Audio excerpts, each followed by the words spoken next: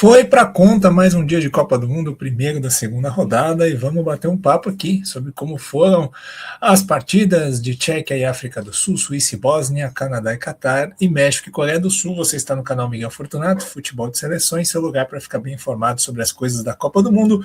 Peço seu like, peço a sua inscrição e também que você assista o vídeo até o fim e diga a sua opinião sobre as partidas do dia. E eu peço desculpas por ontem eu ter falhado, né? Eu não consegui gravar.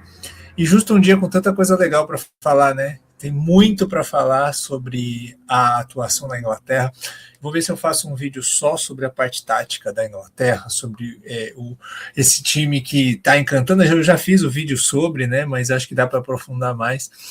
E tinha muita coisa para falar sobre esse jogo que foi o melhor da Copa, sobre os problemas de Portugal, que a gente também alertou no vídeo, né? Que Portugal tem muita dificuldade para furar a linha baixa. Sobre Colômbia e Uzbequistão também, queria ter falado bastante coisa, mas não vai faltar oportunidade aí, a gente vai falar em outros vídeos, certo? Vamos falar então sobre os jogos do dia. Peço desculpas de novo, vamos seguindo aqui com os nossos vídeos diários. Obrigado a você que nos acompanha. Vamos começar com Tchequia e África do Sul. Um jogo que a Tchequia foi muito abaixo do que eu esperava. A Tchequia é a primeira decepção dessa Copa, né? Eu sei que não é um time brilhante, que tem limitações técnicas, sim, que eu não esperava que tivesse na Copa. Eu achava a Dinamarca bem superior, mas a Dinamarca acabou decepcionando e caiu para eles na repescagem, né? A gente está falando de uma Tchequia que perdeu para as Ilhas Faroe no ano passado, no final do ano passado. A gente não pode esquecer disso. Então, assim, mas eu esperava que a Tchequia fosse capaz de pelo menos empatar com a Coreia do Sul e que fosse capaz de ganhar da África do Sul. Porque, assim, por que a Tchequia conseguiu ir para a Copa? Apesar de ter sido dominada pela Irlanda no primeiro jogo da repescagem e a Dinamarca ter sido melhor no segundo. Porque era um time que tinha resiliência na defesa e que se impunha na bola parada. Faltou as duas coisas nesse jogo contra a África do Sul. A Tchequia conseguiu chegar num gol, né? Mas ela não conseguiu as duas coisas que a sustentavam até aqui, que é a resiliência na defesa. A Tchequia não conseguiu ter controle de posse, não conseguiu se segurar defensivamente, acabou sofrendo com avanços, especialmente ali pelo lado esquerdo, na África do Sul, que foi o lado onde a Coreia do Sul também aprontou bastante, né? Ele não conseguiu resolver o problema desse lado, o treinador, o Kubek, e a bola aérea não teve imposição. Eu não vi imposição física da seleção tcheca. Faltou se impor na bola aérea. A gente está falando de uma África do Sul que tomou quase todos os seus gols no último ano. 90% dos gols que a África do Sul tomou no último ano, mais ou menos, não é uma estatística exata, mas são praticamente todos. Ou são bola parada, ou então cruzamento na área com a bola rolando. O jogado oriundo de bola parada, que sobra, dá rebote, é sempre oriundo de um cruzamento. A origem é um cruzamento, o gol que a África do Sul toma. E a Tchequia, que tem o time mais alto da Copa, que tem capacidade de bola parada, não conseguiu se impor. Então, acabaram aí perdendo uma oportunidade, né? Porque se ganham esse jogo, estariam ao empate do México da vaga. Agora, ficou difícil. Vai enfrentar o México, tudo bem. O México pode rodar o elenco, né? Isso pode ser bom. Mas o jogo é contra o México, no México, e a Tchequia tem que ganhar para sonhar com a classificação. Não é ainda a certeza. Precisa ganhar e sonhar com a classificação, né? A Tchequia está com um saldo de -1, o México está com um saldo de +3. Então, é uma distância grande, né?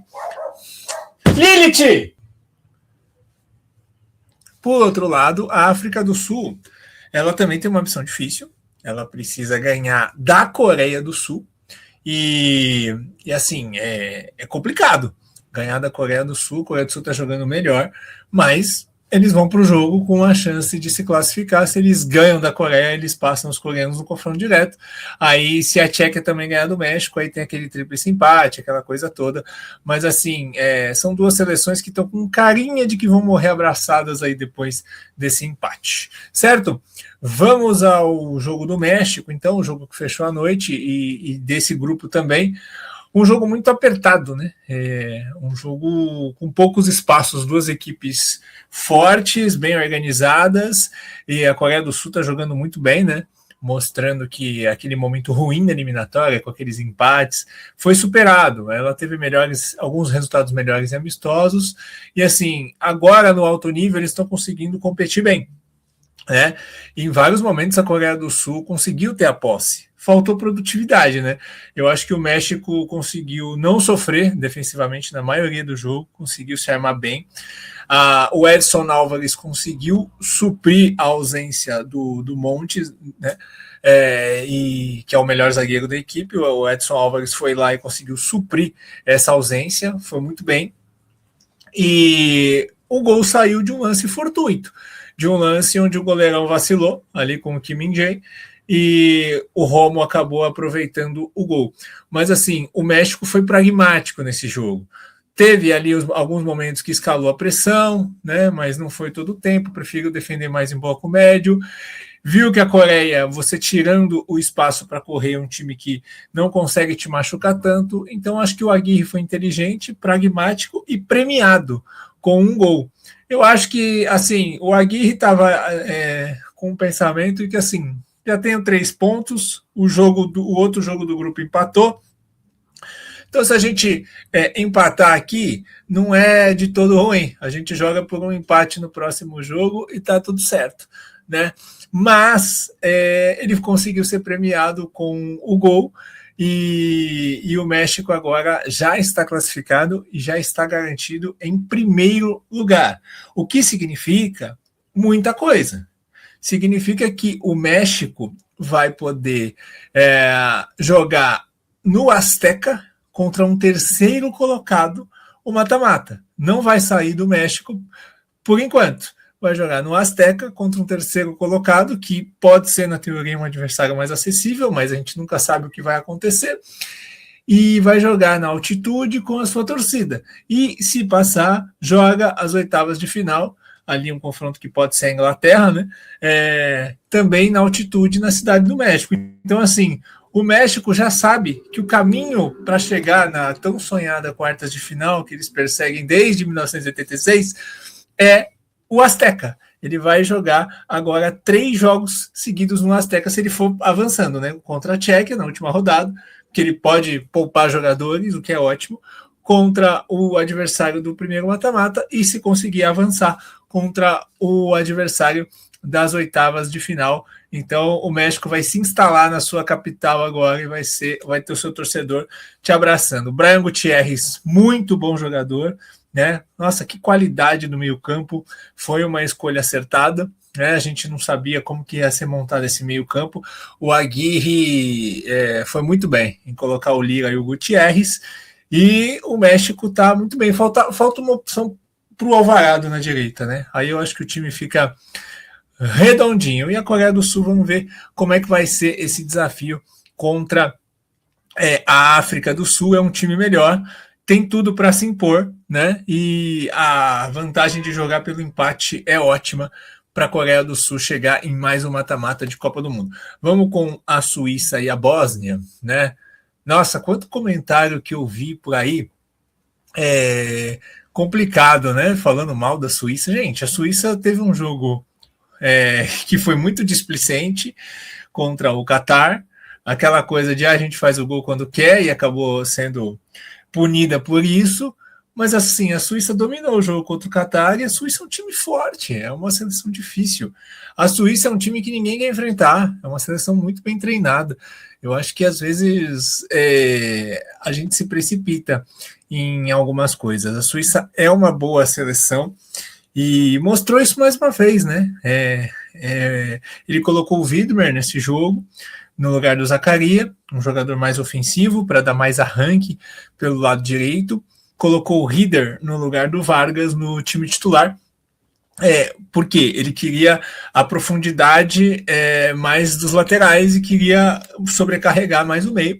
Um primeiro tempo que foi duro, foi apertado. A Bósnia é um time que se defende muito bem, se defende com muita força, né? Mas é uma coisa meio calculada, né? Eu acho que a Suíça guarda armas para o segundo tempo. O Yakin entende o futebol como um jogo de 90 minutos ou mais, né? E o que parece óbvio, mas assim, o que significa isso? Você ter armas para o segundo tempo. Você sabe que seu time se sustenta defensivamente, compete no primeiro tempo, e você também ter armas para mudar o jogo no segundo tempo. E por isso que ele segura o Manzambi, né? O Manzambi, ele, por bola, ele deveria ser titular da Suíça. Mas o Yakin entende que o Manzambi entrando no meio do segundo tempo, colocando volume contra defesas cansadas, faz muito resultado. E isso está fazendo a diferença desde as eliminatórias, né? E assim, a Suíça, ela encaixa muito bem contra esses times médios e pequenos da Europa, né? Ela sabe jogar contra esse tipo de adversário. A Bósnia é um adversário muito padrão do que a Suíça encontrou aí no seu grupo de eliminatória, que tinha Kosovo, que tinha Eslovênia, que tinha Suécia. Então, a Suíça foi muito bem e conseguiu aí garantir essa goleada, essa vitória. E assim, está classificada, né? Agora, e vai decidir o primeiro lugar. Não está matematicamente, mas na prática tá, né? E aí vai decidir o primeiro lugar do grupo contra o Canadá. O empate é do Canadá. Falando em Canadá, vamos então falar dessa goleada de 6-0 do Canadá sobre a seleção do Catar, um jogo de amplo domínio desde o início.